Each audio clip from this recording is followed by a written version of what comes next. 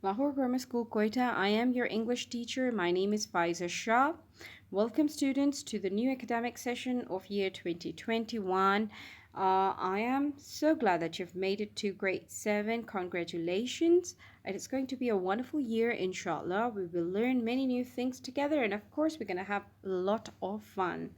Today I'm covering the component language art with you.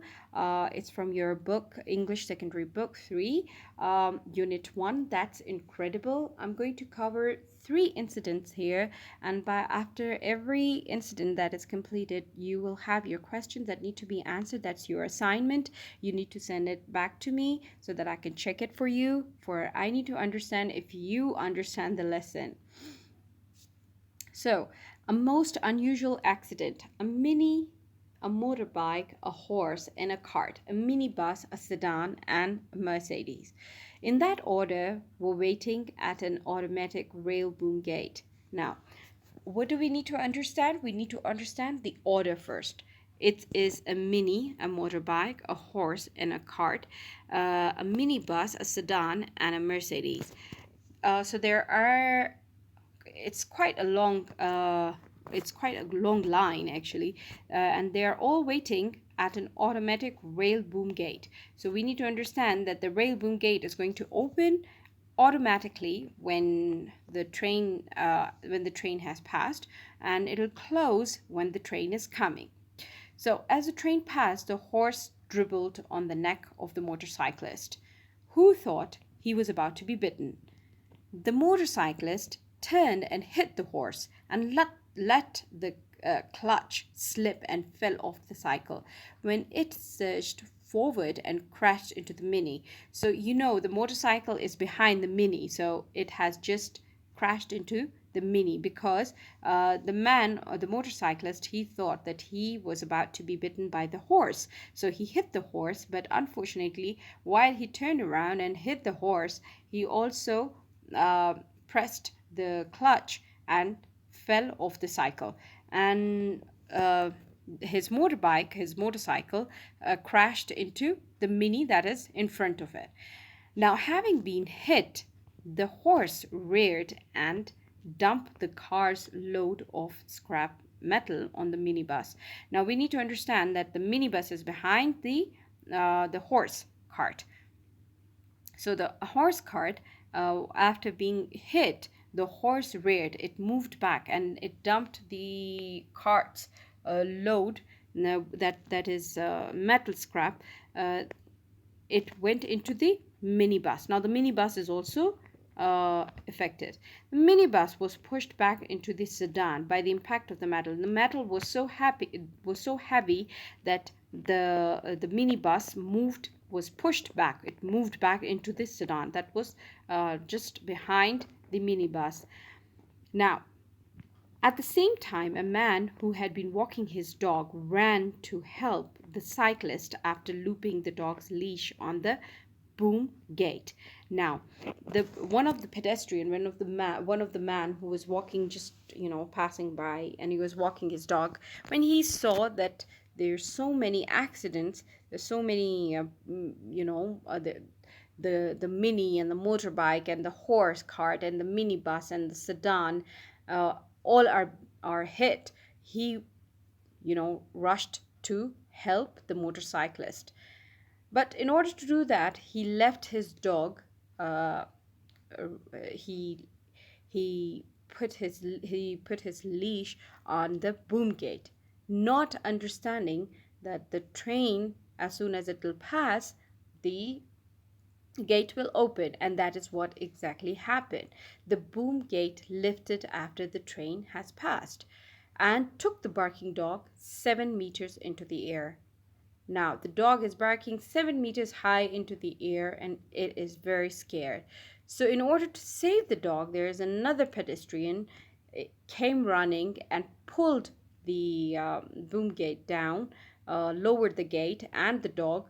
Unfortunately, the driver of the Mercedes was trying to overtake the whole mess, thought that he could, get away with it, was hit by the lowering boom and the dog. So you understand, it is funny, but then at the same time, at the same time, it's quite unusual.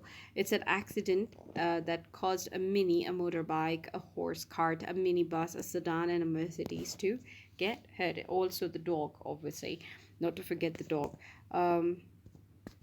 How well did you understand? Why did the motorcycle hit the horse? Why do you think the motorcyclist hit the horse?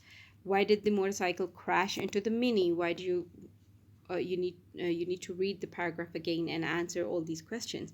Why had the boom gate lifted? What made the boom gate lift up while the dog was tied up to the boom gate? Explain why the boom gate hit the Mercedes. Now explain why it happened to the Mercedes.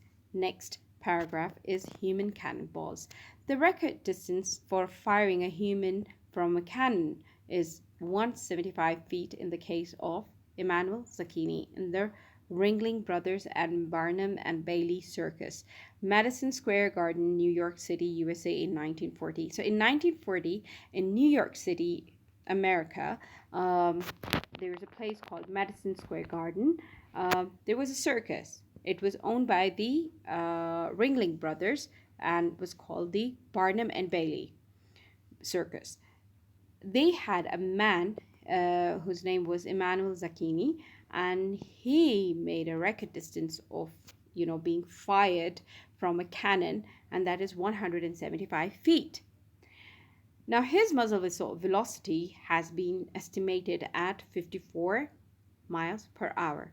On his retirement, the management were fortunate in finding that his daughter, Florinda, was of the same caliber. So as you can see, that they found the replacement of the man, that is Emmanuel Zacchini, and that is his daughter, Florinda, who was the same caliber. Later, an experiment on Yorkshire TV on 17 August 1978, and that's way after the circus people.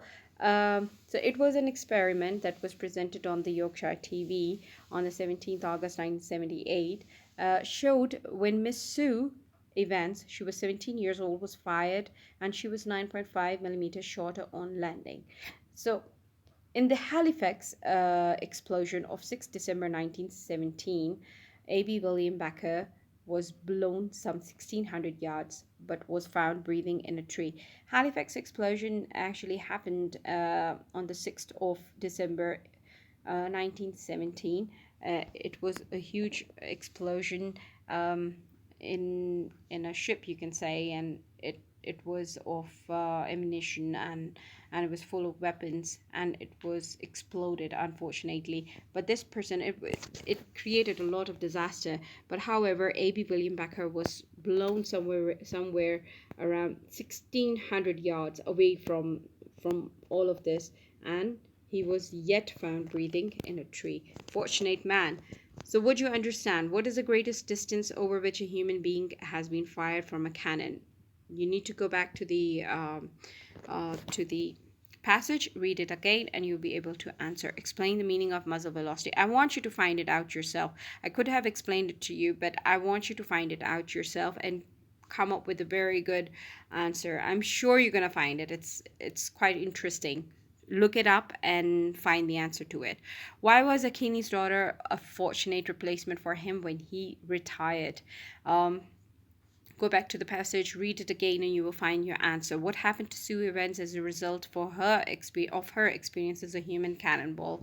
Once again, you need to go back, read the passage, and answer all the questions. I'll be looking forward to receiving your assignment. A live mummy. Now, this is a very interesting event. It's a true event, and it's quite funny, but then at the same time quite scary. What happened to this person? A live mummy. The world's worst living mummy was an anonymous stuntman working as a double in a mummy film. He was stripped and wrapped from head to foot in linen bandages, his arms strapped flat beside him and put in an upright coffin, with the door open. He couldn't move. All he could do was just stand. Then they sprayed him with paint and messed up the bandages to make him look old and left him to dry. He stood there, sweating, dying for a drink of water and longing to go to lavatory. Lunchtime came, but they left him there, not wanting to go to all the bother of wrapping him up again. They started filming after lunch, but one of the actors kept forgetting his lines and they shot retake after retake.